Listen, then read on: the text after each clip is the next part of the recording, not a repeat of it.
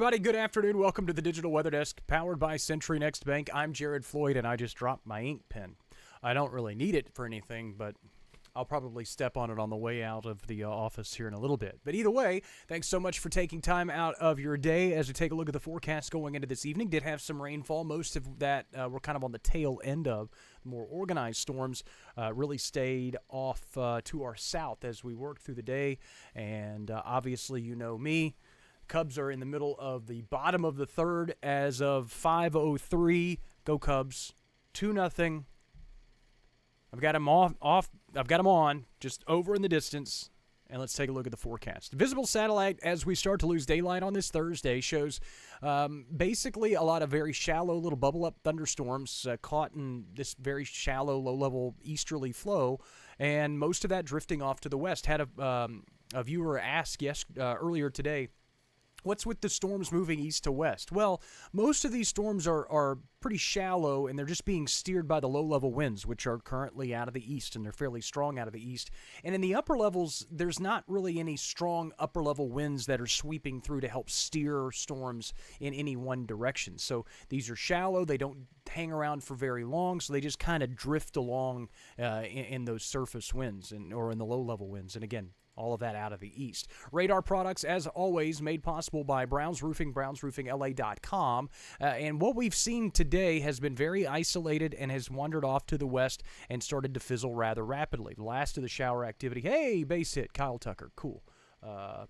Sorry, got sidetracked. Anyway, the shower activity continues to move off to the west. We've had some occasional lightning strikes and even some gusty winds at times, but most of that has stayed off to our south, where we've even needed a rogue severe thunderstorm warning this afternoon. This is all well outside of our area, but a collision of outflow boundaries was a little bit healthier across central sections and western sections of Louisiana as we've worked through the day, and a lot of those storms even starting to move over toward Toledo Bend. Quick check of rain totals. A lot of these are unofficial, but some trace amounts of precipitation.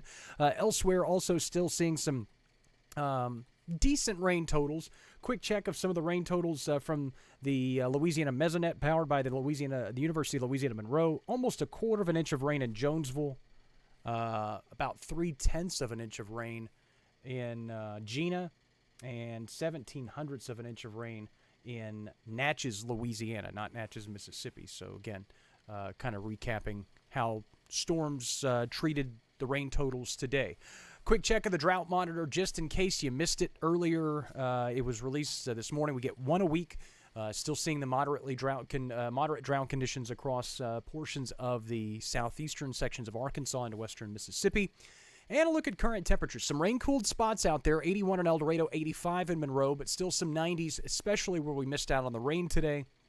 86 in Jonesboro, 88 currently in Magnolia. Wind speeds generally out of the east. They've been a bit breezy at times, starting to die down a smidge, but obviously those easterly winds have really kind of propelled the rain that we've seen so far today. Obviously, also continuing to watch as tropical moisture is likely to increase in some form along the northern Gulf Coast by early next week. Again, there's nothing organized out there right now. It's just kind of an old trough of low pressure left over from the old frontal boundary, but still watching for low potential for tropical development. Regardless of tropical development, we're going to see some type of increase in Gulf moisture across the southeastern United States. It's looking more and more likely that most of that rain is going to stay east of our area. But it is at least something to talk about, and it's worth mentioning as we head through the next couple of days and into the next week or so. Again, it could still bring some rain chances to the area, and we do bump rain chances up for a brief period early next week, but only to about 20%. Lows tonight, mid-60s. Last of the rain moves out, and winds continue out of the east under decreasing clouds. That's what clearing means. That was kind of redundant. Either way, daytime highs tomorrow back near 90. A few afternoon clouds, but still very warm and could be a little breezy at times. Those winds, strike three. Bummer. And those winds could be out of the east, maybe up to 10, 15 miles per hour. Some higher gusts can't be ruled out through the course of the day. So be aware of that as you plan your Friday evening. Check out the 7-day forecast. And again, rain chances are quite limited. And even once we get beyond whatever boost of tropical moisture we see early next week, it looks like we continue on the same general path, a little above normal for this time of year, Limited rain chances for the second half of next week, although there's always the potential for some change. May says they got some rain in Marion today, a little bit. That's good news. Glad to hear it. Betty, good evening to you as well. So that's pretty much what I have for you forecast-wise. It was really just kind of looking at the radar and admiring some of the rain that we had earlier today. Your fish and game forecast comes out at 8 o'clock tonight. I'll be back with you first thing tomorrow morning. We'll have, obviously, 3 different looks at the forecast. We'll have your football forecasts. Tech and Grambling are off this week. Alcorn State is at home against Prairie View A&M. ULM is in Evanston, Illinois, to face Northwestern. Neville and Sterlington should be a doozy of a game, and Washita down in Franklin Parish to visit the Patriots. So we'll have a look at all those forecasts as we get ready for some high school and college football action. We'll keep an eye on the rain chances to make sure that tropical tomfoolery doesn't give us any headaches. Again, could bring a little bit of rain. That wouldn't be a bad thing, but that's looking even less and less likely. Of course, you can always check the forecast at digitalweatherdesk.com. And, I said app update. Almost left without it. And I put it in the header, and people would have yelled at me for it. Okay, I did receive a test version of the Apple version of our app today. I should receive, I'm awaiting the test version of the Android version, which should come either tonight or tomorrow.